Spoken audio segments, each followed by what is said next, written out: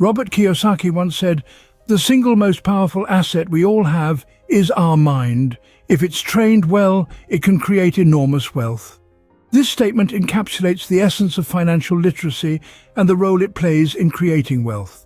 It's the cornerstone of financial success, the compass guiding us through the vast sea of financial decisions we face throughout our lives.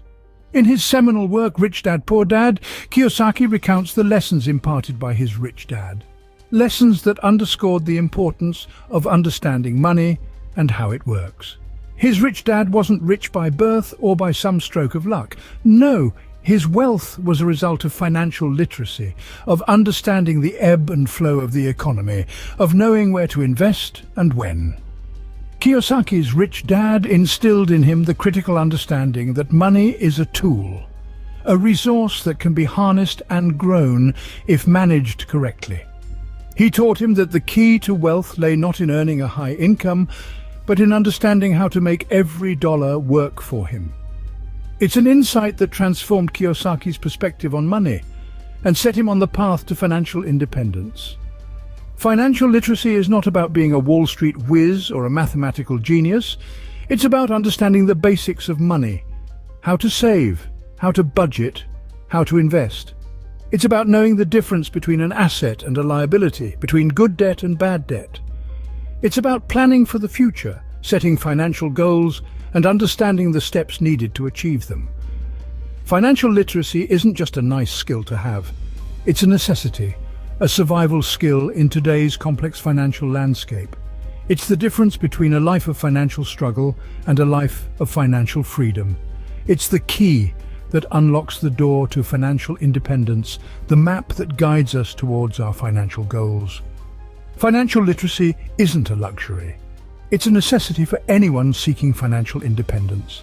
Kiyosaki's book presents two contrasting perspectives on money, the rich dad and the poor dad. These two figures, one his biological father and the other his friend's father, served as Kiyosaki's financial mentors. However, their viewpoints on money couldn't have been more different. His poor dad, a well-educated man with a stable job, saw money as a scarce and elusive resource. He held the belief that the key to financial security was to study hard, land a good job, and save diligently. He prioritized job security over financial independence and viewed money as something to be earned through hard work and then conserved. On the other hand, his rich dad, an entrepreneur with an 8th grade education, held a completely different perspective. He saw money as an abundant resource, one that's meant to be harnessed and grown. He believed that true financial security came not from a steady paycheck, but from creating and investing in assets. He viewed money as something to be leveraged for wealth creation, not just earned and saved. These contrasting mindsets shaped Kiyosaki's understanding of wealth and success. He learned that it wasn't just about how much money you make, but how you make it, how you manage it, and how you grow it.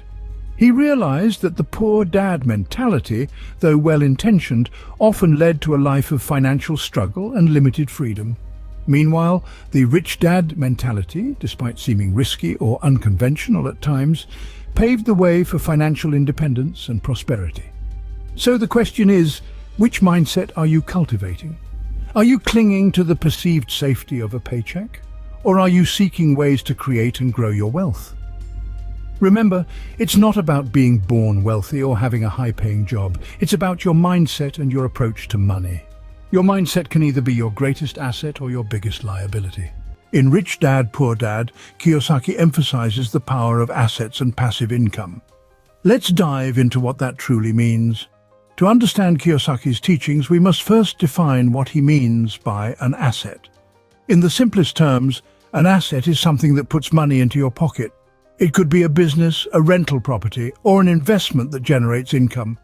The key here is that an asset is something that works for you, even when you're not actively working. Here's the thing about assets. They're not just luxuries for the rich, they're necessities for anyone who dreams of financial freedom. Why? Because assets can generate passive income, and passive income is the golden ticket to financial independence. You see, most of us are accustomed to exchanging time for money. We work a certain number of hours, and in return, we receive a paycheck. This is active income, but there's a limit to how much active income we can earn because there's a limit to how many hours we can work. That's where passive income comes into play. Passive income is money you earn without having to trade your time for it. It's income that comes in whether you're working, sleeping, or sipping margaritas on a beach somewhere. And the beauty of passive income is that there's no cap to how much you can earn. This is the magic of assets. They generate passive income, which in turn gives you the freedom to dictate how you spend your time. You're no longer tied to a 9-to-5 grind. You're no longer exchanging time for money. Instead, your money is working for you. And that, my friends, is the essence of financial freedom. So as you embark on your journey to financial independence, remember this. Building and acquiring assets isn't just a strategy, it's a mindset. It's a commitment to freeing yourself from the limitations of active income and embracing the limitless potential of passive income.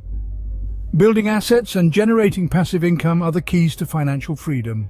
Kiyosaki's message is clear: take control of your financial future. In the world of money, there's no standing still. You're either moving forward or sliding back. It's like being on an escalator that's constantly moving downwards. If you're not actively climbing, you're going down. This, in essence, is Kiyosaki's call to action. He encourages us to take responsibility for our financial destiny, to be proactive rather than reactive. So, how can we do this? It starts with self-education. Kiyosaki believes that the most powerful tool we have at our disposal is our mind. By continuously learning and expanding our knowledge, we can make informed decisions that lead to wealth creation. This doesn't mean you need to dive into complex economic theories. Even understanding the basics of finance, like how to read a financial statement or the difference between assets and liabilities, can go a long way. But learning isn't just about absorbing information. It's about applying that knowledge in the real world. It's about taking calculated risks. Kiyosaki often talks about how his rich dad was willing to fail, to make mistakes, because that's where the real learning happens. It's easy to play it safe, to stay in our comfort zone, but if we want to change our financial future, we need to step out into the unknown. Lifelong learning and calculated risks are the building blocks of financial freedom, but they require something else: courage. The courage to take responsibility for your financial situation, to admit when you don't know something, and to take action despite the fear of failure. Because at the end of the day, it's not about how much money you make. It's about how much you keep, how hard it works for you, and how many generations you keep it for. Your financial future is in your hands. It's time to take control. Let's step onto that escalator and start climbing, because the view from the top, it's worth every step.